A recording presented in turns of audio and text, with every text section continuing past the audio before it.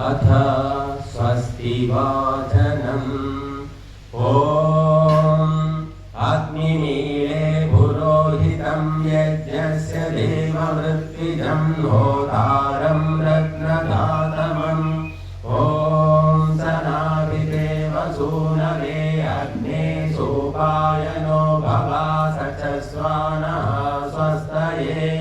ॐ स्वस्ति नो मिमीतामश्विना भगः स्वस्ति देव्यदितिरनर्वणः स्वस्ति पूषा असुरो दधातु नः स्वस्ति द्यावा पृथिवी सुचेतुना। ॐ स्वस्तये वायुमुपब्रवामहे सोमं स्वस्ति भुवनस्य यस्पतिः बृहस्पतिं सर्वगणं स्वस्तये स्वस्तयादित्यासो भवन्तु नः। ॐ विश्वे देवानो अद्या स्वस्तये वैश्वानरो वसुरग्नि स्वस्तये देवा अवन्तु भव स्वस्तये स्वस्ति नो रुद्रः पात्वं हसः। ॐ स्वस्ति मित्रा वरुणा स्वस्ति मध्ये रेवति स्वस्ति न इन्द्रश्चाग्निश्च स्वस्ति नो अदिते कृधि। ॐ स्वस्ति पन्था मनुचरेमा सूर्या चन्द्रमसाभिव पुनर्तदता घ्लता जानता संगमे महि। ॐ ये देवानां यज्ञानामनो यजत्रामृतारुतज्ञाः तेनो रासन्तामुरुगाय मध्य यूयं पात स्वस्तिभिः सदा नः।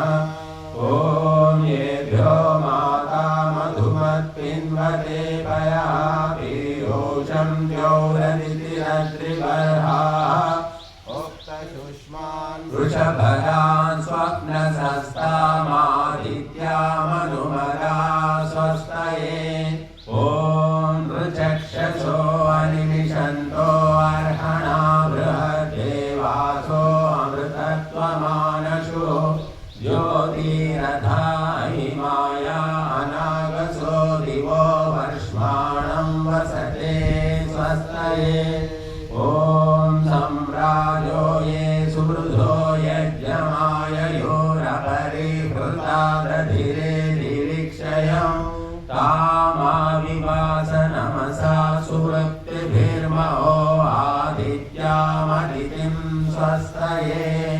ॐ भोवास्तोमं राधतियं जुजोषता विश्वे देवासो मनुषो यदिष्टन। ओध्वरं तु विजाता अलङ्करद्यो न पर्षदत्यं स्वस्तये। ॐ येभ्यो होत्रां प्रथमा ये जे मनुः समिद्धाग्निर्मनसा सप्तहोतृभिः त आदित्या अभयं शर्म यच्छता सुगानः कर्त सुपथा। ॐ यईशिरे भुवनस्य प्रचेतसो विश्वस्य स्थातुर्जगतश्च मन्तवः तेन कृतादेन सस्वर्यद्या देवासा विभृता स्वस्तये। ॐ भरेष्विन्द्रं सोमं हवामहे औहोमुचं सकृतं दैव्यं जनम् अग्निं मित्रं वरुणं सातये भगं द्यावा पृथिवी मरुता स्वस्तये। ॐ सुत्रामाणं पृथिवीं यामनेहसं सुशर्माणमदितिं सुप्रणीतिं दैवी नावं स्वरित्रामनागसमस्रवन्ती मारुहेमा स्वस्तये।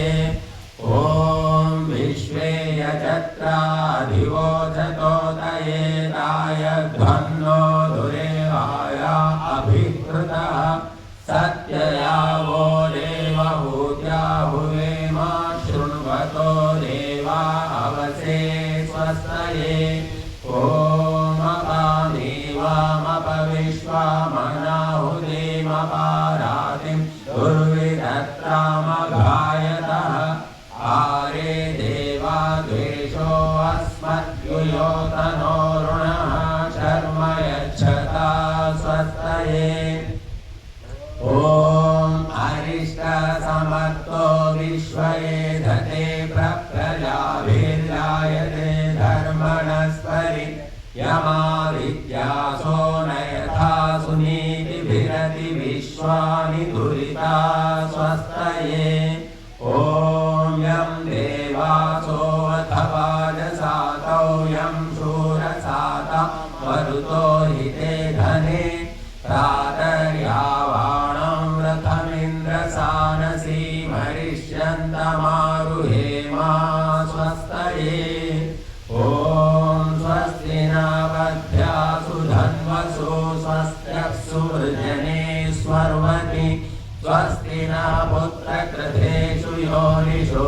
स्वस्ति राये मरुतो दधातन ॐ स्वस्ति रिद्धि प्रपदे श्रेष्ठारिक्णस्वत्यभियावाममेति सानो अमासो अरणे निपातो स्वावेशा भवतु देवगोपा ॐ ईशे गोते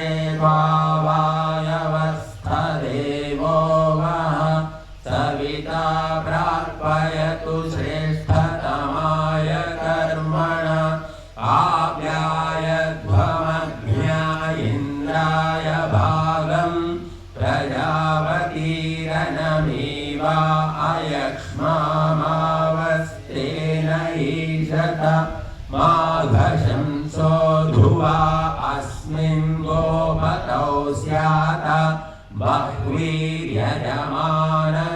पशून्वाहि ॐ आनो भद्राः कृतवो यन्तु विश्वतो दब्धासो अपरीतास उद्भिदः देवानो यथा सतमिद्रुधे असन्नप्रायुवो रक्षितारो दिवे दिवे ॐ देवानां भद्रा सुमतिर्रुजोयतां देवानां रातिरभिनो निवर्तताम् देवानां सख्यमुपसेदिमा वयं देवानायो प्रतिरन्तु जीवसे ॐ तमीशानं जगतस्तस्थुषस्पतिं धियं जिन्वमवसे भूमहे वयं पूषाणो यथा वेदसामसद्वृधे रक्षिता वायुरदग्धः स्वस्तये ॐ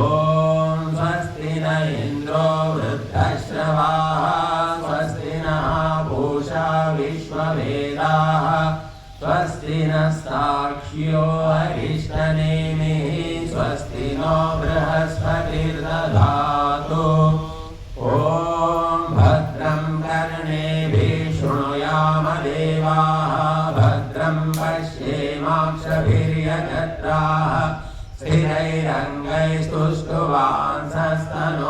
स्थिरैरङ्गैस्तुष्टुवांसस्तनोभिर्यशेमहि देवहितं यदायुः ॐ अग्न आयाहि वीतये गृणानो